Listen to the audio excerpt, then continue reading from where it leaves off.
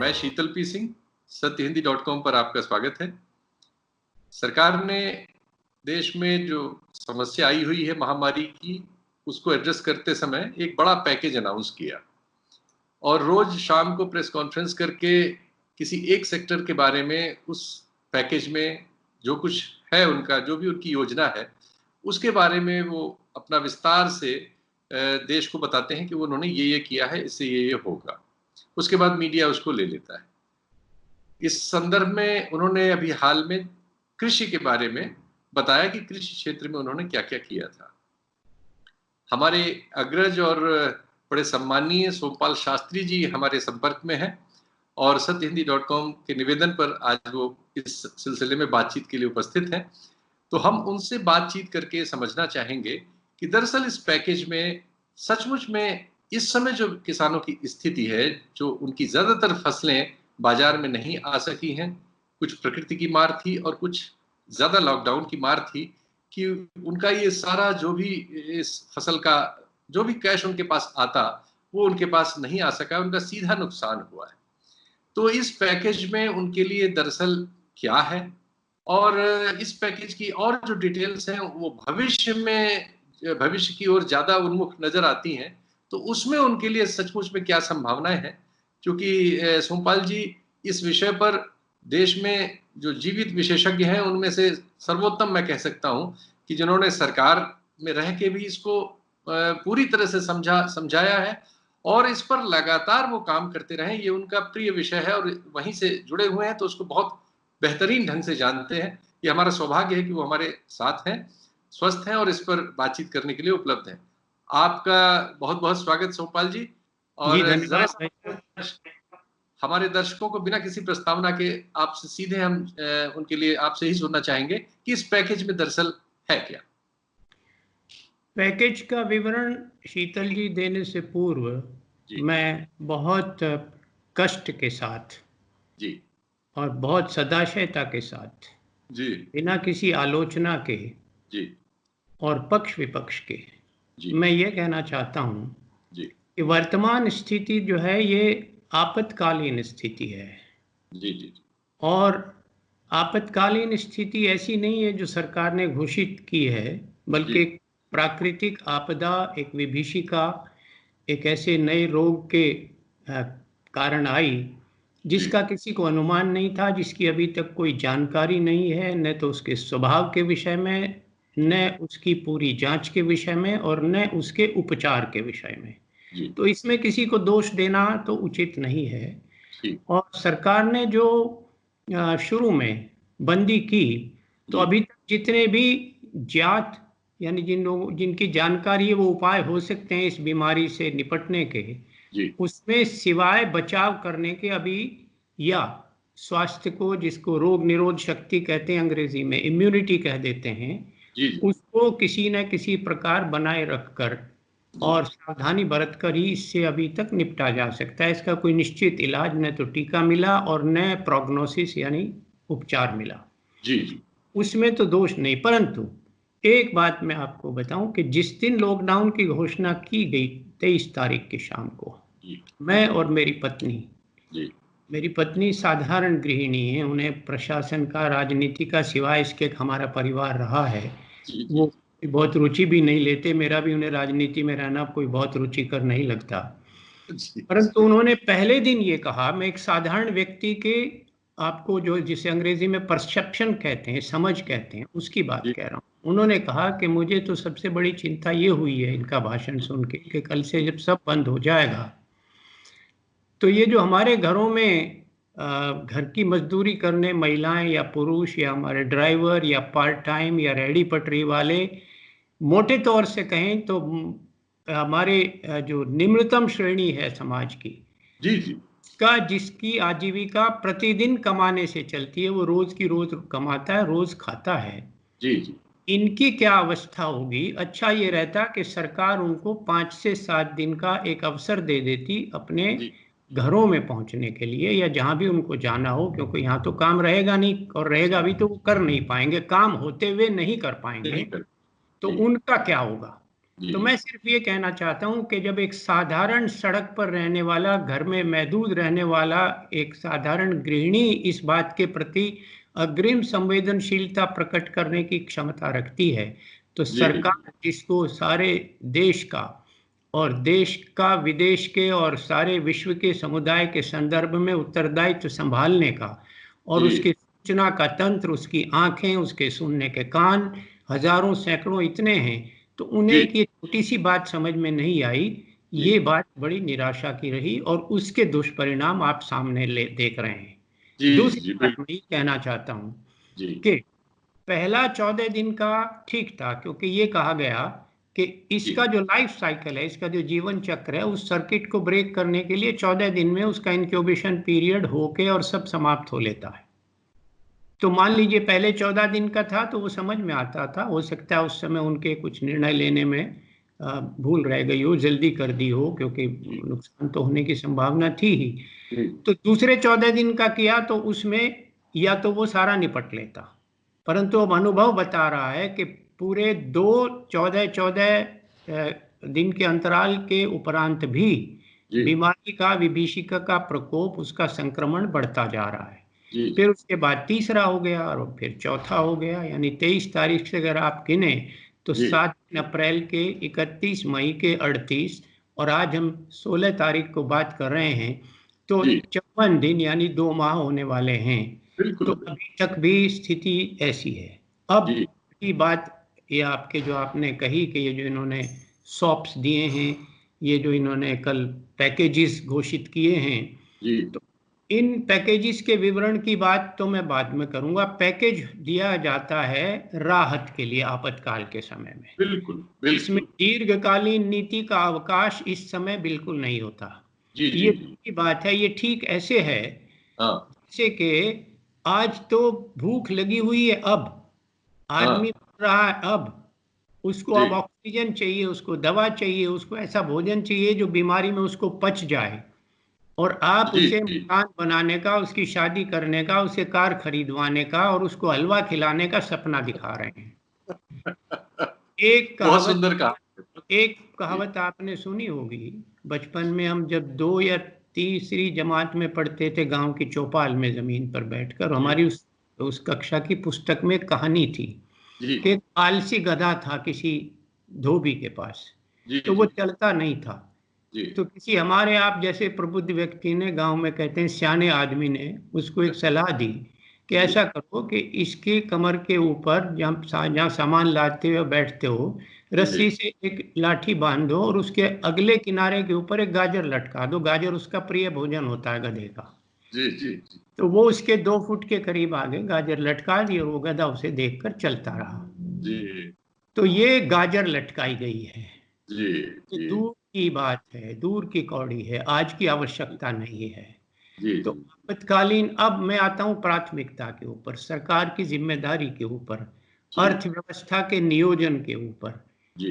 आपकी शुभकामना से आप जानते हैं कि अर्थशास्त्र का मैं विद्यार्थी रहा हूं और दिल्ली स्कूल में विश्व के जाने माने डॉक्टर अमर्त्य सेन और जगदीश भगवती और हमारे डॉक्टर मनमोहन सिंह, तीनों मेरे प्रोफेसर रहे हैं, तो थोड़ा सा हमने पढ़ा है। क्या बात। अर्थशास्त्र की MM ने वहीं से किया था 64।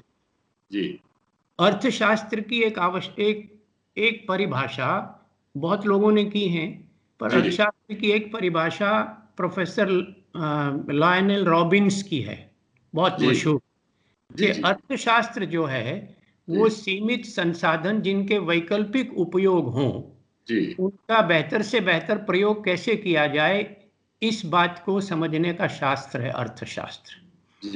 वो व्यक्तिगत स्तर के ऊपर भी, पारिवारिक स्तर के ऊपर भी, कंपनी के स्तर पर भी और देश के स्तर पर भी, संसाधन समय की दृष्टि से भी, उपकरणों की दृष्टि से भी, तरल पूंजी की दृष्टि से भी सीमित रहते हैं।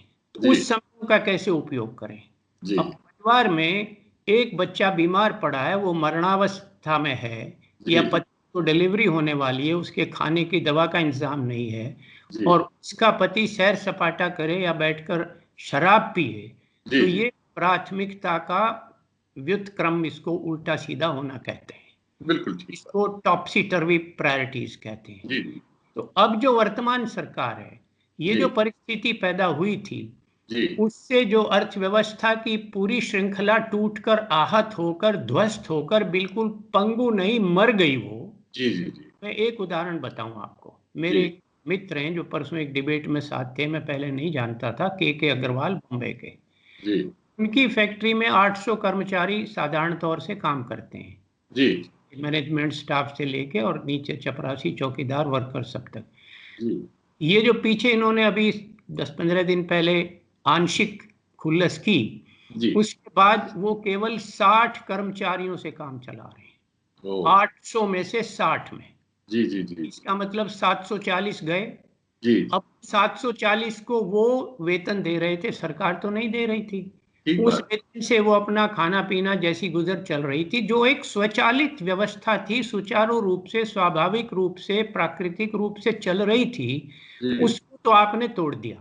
ठीक। जैसे ड्राइवर मेरा, जी अब 50,000 रुपया मैं उसको तनख्वाह देता हूँ, जी महीने से अब मान लीजिए उसका जॉब हट गया, ये अलग बात है कि भाई मैं उसे किसी अनुकंपा के कारण दे रहा हूँ, मदद कर दे रहे हैं, तो ठीक। 2 महीने में उसका 30,000 की हानि हुई, जी और जी सरकार उसको 500 रुपए जनधन में या 1500 रुपए की राहत देकर उसको कृतज्ञ करने का दंभ भर रही है।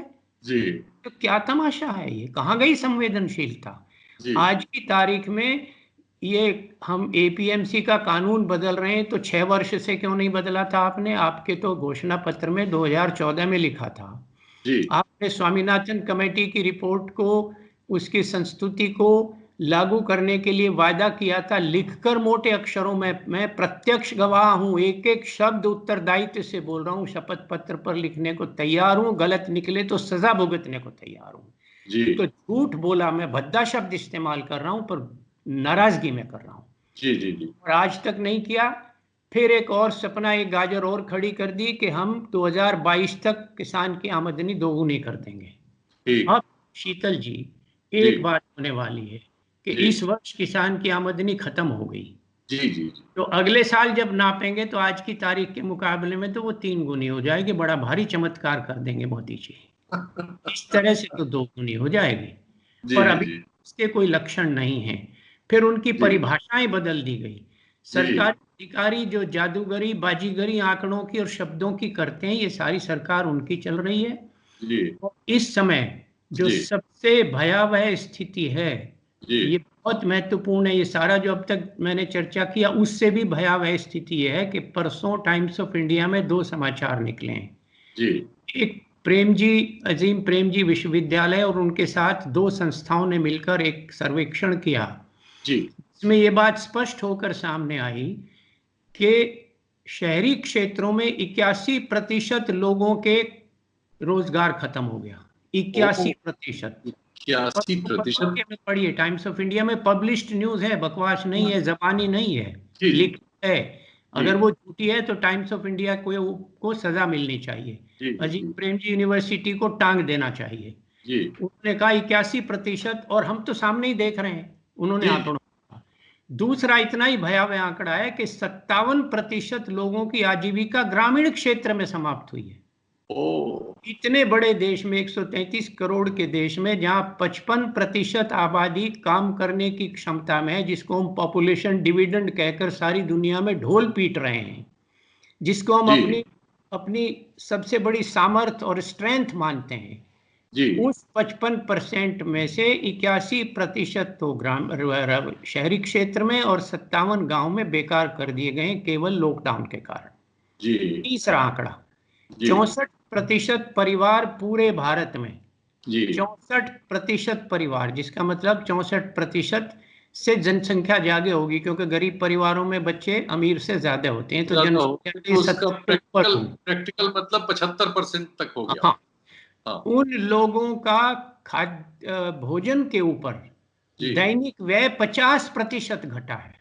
ओ जहां कुपोषण की और भुखमरी की इतनी भारी विभीषिका उन्हें झेलनी पड़ती हो, इंसिडेंस हो, जी और उसका भी खर्चा उन्हें मजबूरी में आधा करना पड़ा, तो उनकी स्थिति का आप अंदाज लगा दीजिए। जी जी दो और आंकड़े जी जो सीएमआईई ने निकाले हैं, ये जो खाने वाला है ये सीएमआईई का है, जी जो मैं भी दिया है। जी उन्होंने भी इसी तरह से जॉब लॉस की बात कही है। जी जब प्रणब सेन का मैंने देखा, आज टाइम्स ऑफ इंडिया में छपा, मैं उनको सबसे व्यावहारिक अर्थशास्त्री मानता हूं भारत का। जितने और नाम मैं नहीं लेना चाहता हूं, मेरे साथ पढ़े हैं बहुत बड़े बड़े लोग, ठीक जिनमें हमारे मोन्टेक सिंह साहब और वो हैं, वो दूसरी बात है। पर प्रणब सेन को मैंने देखा कि अप्लाइड इकोनॉमिक्स की और भारतीय अर्थशास्त्र की, अर्थव्यवस्था की जितनी समझ उन्हें है, इतनी बहुत कम लोगों को है। हमारे वो मुख्य सलाहकार भी थे प्लानिंग कमीशन में, और स्टैटिस्टिकल कमीशन के चेयरमैन भी रहे, बहुत ठीक अच्छे मित्र हैं। ठीक उन्होंने कहा कि 18 लाख करोड़ रुपए की क्षति हो चुकी है भारतीय अर्थव्यवस्था को लॉकडाउन के कारण। ठीक 18 लाख करोड़। ठीक अब मैं ये कहना चाहता हूं कि जब हम सीमित संसाधनों के वैकल्पिक उपयोगों को बेहतर से बेहतर कैसे उपयोग करें, जी उस पैसे से हम शराब पिएं, खाना खाएं, बच्चे को दवा दें, उसकी शिक्षा दें, तो ये प्राथमिकताएं हैं जीवन में, हमारी भी और सरकार की भी। जी आज की प्राथमिकता तो ये थी जी कि जो लोग इस तरह से अपदस्थ हुए हैं, डिस्प्लेस हुए हैं, बेकार हो गए हैं, सड़कों के ऊपर घूम रहे हैं, जी अगर आप उन्हें 5-7 दिन का अवकाश शुरू में दे देते विंडो, तो वो अपने घरों को चले जाते। जी और ये कोई नई सूचना नहीं है शीतल प्रसाद जी, जी जी प्रतिवर्ष ऐसा होता है। जी जी ये लेकर केरल और महाराष्ट्र और मध्य प्रदेश और गुजरात और राजस्थान और हरियाणा, पंजाब और इन जगहों में जो काम करने लोग आते हैं, बिहार, ईस्ट यूपी, झारखंड और उन प्रदेशों के, छत्तीसगढ़ के, जी वो फसल के समय एक बार हफ्ते 10 दिन को अपने घर जाते हैं। ठीक आप बात जानते हैं कि इन क्षेत्रों में उन आदिवासियों की और गरीब लोगों के पास बीघों की और एकड़ों की बात मत करिए, विश्वों में जमीन होती है। जमीन होती है। जी तो जी 10 क्विंटल, 15 क्विंटल, 20 क्विंटल, 50 क्विंटल अनाज पैदा करके कम से कम चावल और गेहूं का प्रबंध घर पे करके, जो उनकी नकदी की आवश्यकता है, कैश रिक्वायरमेंट, उसको यहाँ से आके 500, पूरा 700 कर रुपया यथाशक्ति बेचते हैं। जी जी तो ये काम करके तसल्ली से आ जाते। जी ठीक उसी समय आपने लॉकडाउन की घोषणा कर दी और उनके पैरों में बेड़ी डाल दी। ठीक उन्होंने 2 सप्ताह, और एक और आश्चर्यजनक बात है कि भारत जैसे तथाकथित, जहाँ कहते हैं कि कुपड़, जिसे उर्दू में जाहिल कहते हैं, जी जी हाँ, इतने ऐसे लोग जिन्हें अनुशासनहीनता के लिए सारे विश्व में कोसा जाता है, जी उस जी पूरे देश में एक स्वर में जो अनुशासनता प्रदर्शित की माननीय प्रधानमंत्री के आह्वान पर, वो इस जी इतिहास में उसका कोई उदाहरण नहीं मिलता जी रिसेंट हिस्ट्री में। जी तो वो सारे 14 दिन भुगते, 28 दिन भुगते। जी फिर जब उनको मुश्किल हो गया, उनको, मेरे पास तो यहाँ नाथुपुर गांव है इसमें, कोई एक आध दयानतदार मकान मालिक ऐसा भी है जो किराया कहेगा बाद में दे देना या मत दो। ज्यादातर तो उनका भी इसी से काम चलता है, क्योंकि उनकी जमीन तो सब शहरीकरण में चली गई। तो वो जी किराया कहाँ से दें, उनको हमारी कॉलोनी में आने नहीं दिया। मेरी पत्नी को वर्टिगो हो गया, और ये जी जो कमर में एक होता है उसको पेन हो गया, वो उठे तो चक्कर आए, हमारी मेड सर्वेंट नहीं आने दी। मैं तो क्योंकि मंत्री रहा हूँ, मेरी सिफारिश है, तो मैंने पुलिस कमिश्नर को कह के मेड सर्वेंट का पास बनवा लिया। 4 जी परिवार और ऐसे हैं जो 90 वर्ष से ऊपर के बूढ़े बुढ़िया उनके पास, उनके काम करने के, जबकि सरकार का निर्देश है कि 65+ सिटीजन्स के लिए इस प्रकार की सुविधा नहीं रोकी जाएगी। जी जी जी जी आप उन लोगों की अवस्था देखिए कि वो हमारे पास खाना खा लेते थे, कपड़ा ले जाते थे, सुबह आके नाश्ता करती थी मेड हमारी, खाना ले जाती थी, कई बार शाम को मेरी पत्नी उसे शाम का भी उसका और उसके बच्चे का देती थी, उसकी क्या स्थिति होगी। जी इस तरह की, फिर सड़क के ऊपर जो हादसे हो रहे हैं, महिलाओं जी को प्रसव हो रहा है, उनके बच्चे मर रहे हैं, वो स्वयं मर रहे हैं। इतने लोग मैंने देखे हैं खेत के ऊपर, उनके पैरों में बेवाई फटना और छाले होना तो छोड़िए, खून निकल रहा है बच्चों के और उनके पैरों में, सामान रख कर जा रहे हैं। जी और हमारा तथाकथित जी संभ्रांत वर्ग बेशर्मी से ये कहता है कि बदतमीज लोग हैं, इनको तमीज नहीं है, सड़क के ऊपर कभी भी निकल पड़ते हैं। सीमेंट का जी जो मिक्सिंग प्लांट होता है, आपने देखा है, जिसमें रोड़ी सीमेंट मिलाते हैं, देखा उसके मैंने वो अंदर वीडियो, छिपकर उसमें से मजदूर, भर के आ रहे उसको जी उसके जी अंदर छिपकर मजदूर जा रहा है, और पुलिस उन्हें निकालकर समाचार पत्र में बेशर्मी से छाप रहे हैं कि अवैध रूप वीडियो से देखा जाके पकड़े गए, जैसे वो डाकू हों, चोर हों, स्मगलर हों, देशद्रोही हों। और पुलिस के हाथ में जो लाठी आई है, मैं यहाँ सरौल बॉर्डर के पास रहता हूँ, एम्बियंस, मेरे सामने जी ही वो बैरियर पुलिस ने लगा रखा है, जी स्वास्थ्य जी कर्मियों को नहीं आने दिया। और जी अभी जब रेल जी का जी है, तो उस समय उनको ये कहा गया कि जिसके पास रेल का कंफर्म टिकट है, that will be deemed as the curfew pass. पर को भी रोक दिया गया।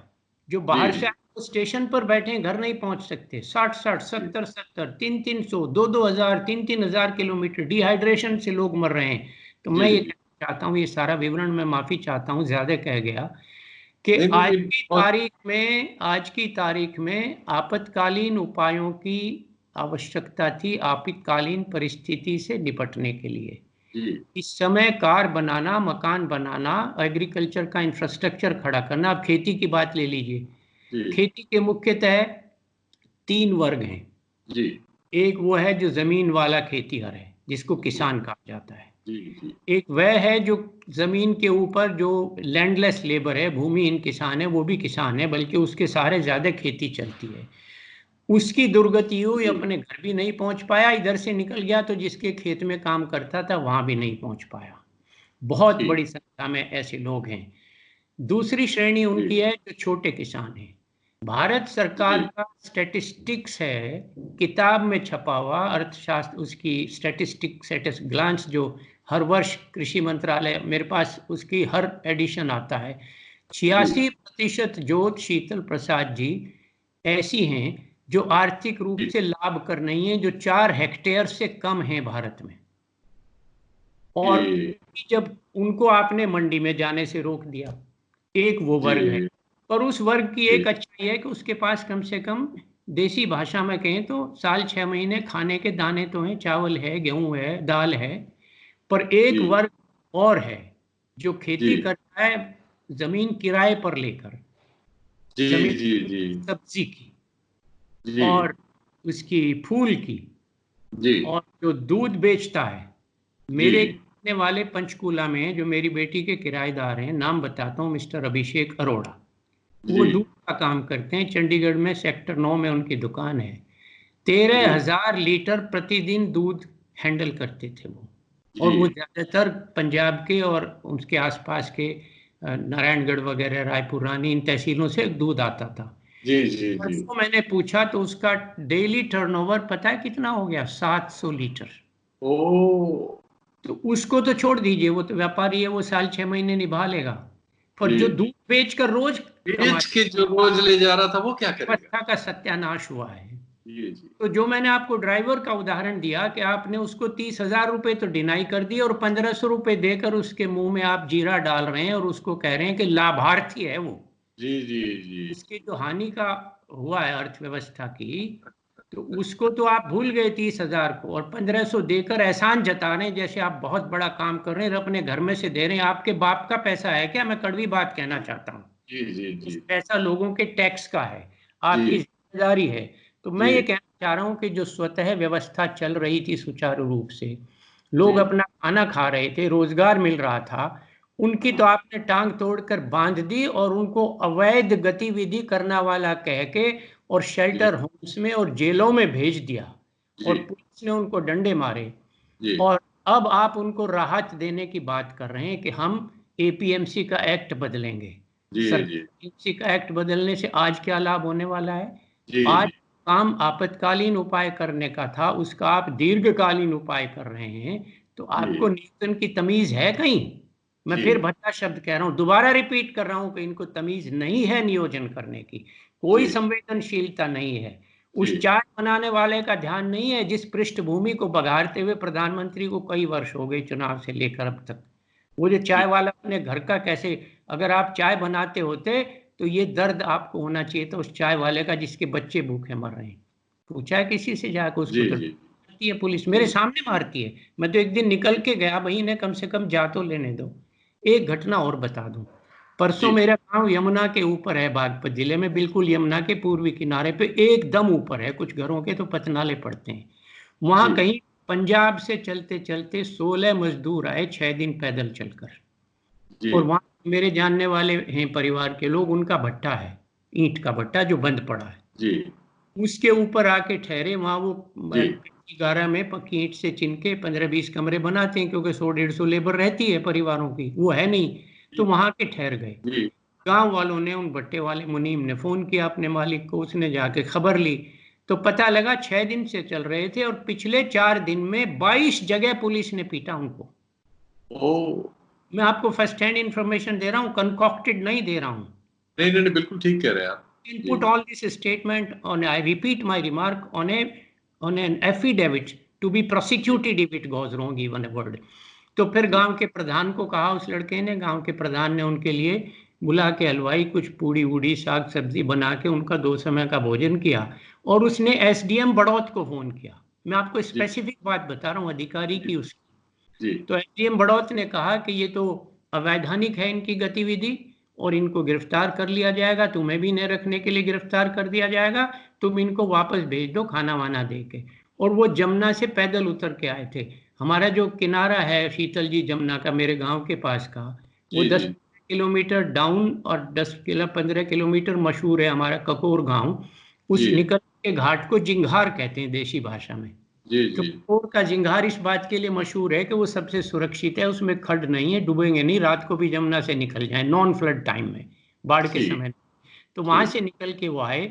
उन्हें फिर उन्होंने जब एसडीएम ने उत्तर दिया तो उन्होंने डीएम बागपत को फोन किया जो एक महिला हैं। मैं उन्हें सन 98 से जानता हूं जब वो एसडीएम थी बढ़त में।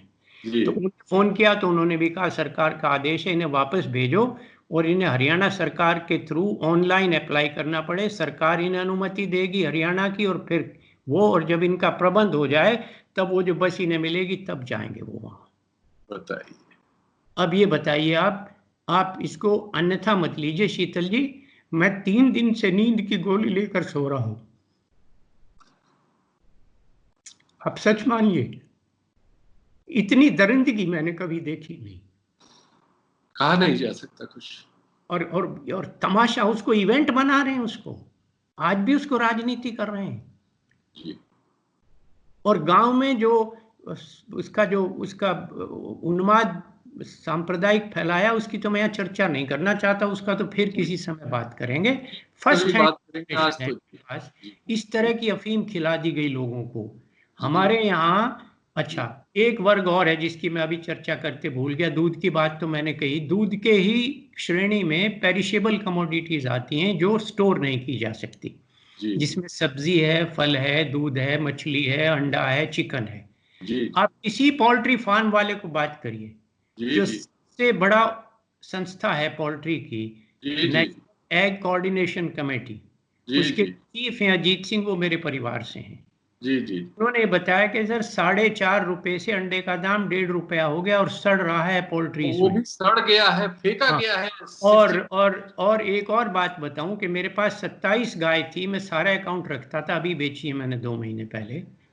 गाय का और चिकन का जो टोटल खर्चा होता है पालने का, उसमें 70% वह फीड होता है जो आप बाहर से खरीदते हैं, चारा और मजदूरी और उसकी पूंजी छोड़ दीजिए। हमारे इलाके से जो 6 से 7% फैट का दूध कंपनियां खरीदती थी 42 रुपया प्रति किलो, उसका दाम 18 से 22 हो गया। आज उनके दाने का और चारे का दाम नहीं निकल रहा है। और जिनकी सब्जियां थी रो रहे हैं, वो बड़ौत की मंडी, झज्जर की मंडी, गुड़गांव की मंडी, अब ये बंद कर दी, अब ये रात को खुलेगी।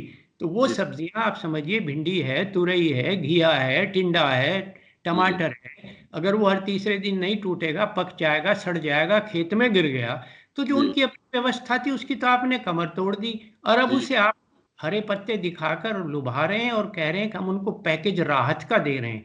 आज उनको आने वाले समय की राहत की जरूरत नहीं थी, सॉप्स की जरूरत नहीं थी, स्टिमुलाई की जरूरत नहीं थी। उनका जो स्टिमुलस नॉर्मल स्टिमुलस था, उनका शरीर था, उनका दिमाग था, उनकी आजीविका थी, वो तो आपने तोड़ दी और अब उसे आप स्टिमुलस दे रहे हैं। जो 2 साल में इंफ्रास्ट्रक्चर बनेगा, एपीएमसी का एक्ट सुधरेगा, उसके स्वर्ण स्वप्न आप उनको दिखा रहे हैं। तो क्या प्राथमिकता है? उन लोगों की सब्जियां सड़ गई, दूध खराब हो गया, मछली खराब हो गई, ये सब समाचार छपे हैं, सब नहीं। और सड़कों के ऊपर, गढ़मुक्तेश्वर के ऊपर पास मेरे एक मित्र रहते हैं, मिस्टर देशपाल चौहान, उनका बेटा यूपी के स्वास्थ्य विभाग में एक छोटा कर्मी है। उसने बताया कि गजरौला के पास हाईवे नंबर 24 पर ब्रज घाट, जहाँ गंगा के ऊपर वो है, वहाँ हजारों की लाइन में जा रहे हैं। तो वो मेरे मित्र उनको देखने चले गए, तो ये कह रहे हैं कि एडीओ में से खून निकल रहा है, बच्चे मर रहे हैं। और उन्होंने ये कहा कि चौधरी साहब, हमारी इतनी गलती हुई, अपने बच्चों को भी कहकर मर जाएंगे, कि आगे से परदेश में अपनी रोजी रोटी कमाने मत चले जाना, चाहे भूखे मर जाओ, अपने घर में कोई मिलेगा तो सही। लाशें उठाने वाले आदमी नहीं मिल रहे, परिवार के लोग उनको कंधा नहीं दे रहे। जी जी तो जी मैं ये जी कहना चाह रहा हूं कि इस आपातकालीन स्थिति में आप जैसे लोग काम कर रहे थे और जिस तरह से उन्होंने अनुशासन दिखाया था, जी सावधानी बरतने की आपकी ड्रिल को 100% मान के स्वीकार करके अंगीकार करके गरीब से लेकर अमीर सबने दिखाया था। जी इतना जी अमेरिका में भी नहीं हुआ, जर्मनी में भी नहीं, आपने देखा वहां हजारों लोग प्रदर्शन कर रहे हैं, इटली में नहीं हुआ जहाँ ये विदेशी काम से ज्यादा है।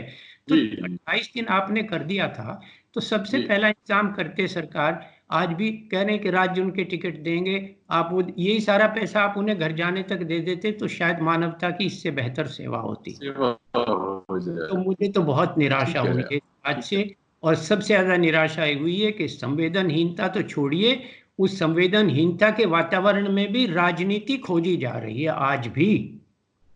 आज तो छोड़ दीजिए, कोई चुनाव नहीं है निकट अभी। जी जी जी जी और कोई आपका स्पेसिफिक सवाल हो तो बताइए। अब कोई सवाल बचा नहीं है, और जो आपने अपने आप धारा प्रवाह और बिल्कुल निर्छल मन से जो कह दिया है, इसके बाद मैं अपनी एंकरी दिखाऊं, उसका कोई तात्पर्य नहीं, जी, उसका कोई आप मतलब ही नहीं। एंकरी वो दिखाएंगे तो आपके ऊपर तो आरोप लग जाएगा देशद्रोही होने का, इसलिए मैं आपसे सवाल भी नहीं करवाना चाहता। मैं तो सारा जो कुछ कहा है मैंने, आपका तो जिम्मेदारी, आपको तो दंड मिलेगा तो सिर्फ इसलिए कि आपने मंच प्रदान कर दिया मुझे, उसके दोषी तो हैं आप। तो मैं, आपने मुझे आशीर्वचन, आपको मैं क्या कहूँ, मैं धन्यवाद ही दे सकता हूँ। जी, तो बहुत और बहुत धन्यवाद आपको। एक मिनट समय की दृष्टि से भी बता दूं आपको, जी जी एक हमेशा स्टैगरिंग होता है, उसका चरणीकरण होता है हर एक काम का, कि एक जी जी शब्द जी होता है इमीडिएट, एक होता है जी अर्जेंट, एक होता है जी इमरजेंट, एक जी होता है शॉर्ट टर्म, एक होता है जी लॉन्ग। तो समय की जी दृष्टि से भी जो इमरजेंट जी है उसकी पहली प्राथमिकता है, इमीडिएट है उसकी जी जी दूसरी है, अर्जेंट की तीसरी जी है, शॉर्ट टर्म की जी तीसरी है, मीडियम जी टर्म की चौथी है, और लॉन्ग टर्म की ये लॉन्ग टर्म वाले दिखा रहे हैं। जी जी जी लोगों का था, उनकी तो टांग तोड़ दी, उसको तो चलने नहीं दिया, अब उनके मुंह में जीरा डाल के उनके पेट की भूख मिटा रहे हैं। जी तो बहुत भयावह स्थिति है, बहुत दर्दनाक है शीतल जी। और मैं फिर आपको शपथ उठाकर कहता हूं कि 3 दिन से पहली बार मुझे ऑलप्रेक्स 0.25 लेके सोना पड़ रहा है, सच मानिए। और मेरी मैं आपकी संवेदनशीलता को जानता हूँ, उचित और ड्रामा मत जानता ये मैं हूँ, मैं इसकी ईमानदारी समझ से कह सकता रहा हूँ। जी जी। हूँ। हाँ बहुत धन्यवाद, आपने अपना समय निकाला, और जी संभवतः देश के जो भी लोग इसको देखेंगे वो समझ सकेंगे। जी। और बहुत सारे लोग बहुत चीजों को नहीं जानते, शायद वो इससे जान सकेंगे, यही कह सकता हूँ। और आपको साधुवाद सत्य बोलने के लिए, वैसे आप हमेशा ऐसे रहे हैं, उसमें कोई फर्क कभी आया नहीं। बहुत बहुत धन्यवाद, नमस्कार। बहुत धन्यवाद, नमस्ते। सत्य हिंदी के और वीडियोस को देखने के लिए हमारे YouTube चैनल को सब्सक्राइब करें और सीधे नोटिफिकेशन पाने के लिए बेल आइकन दबाएं।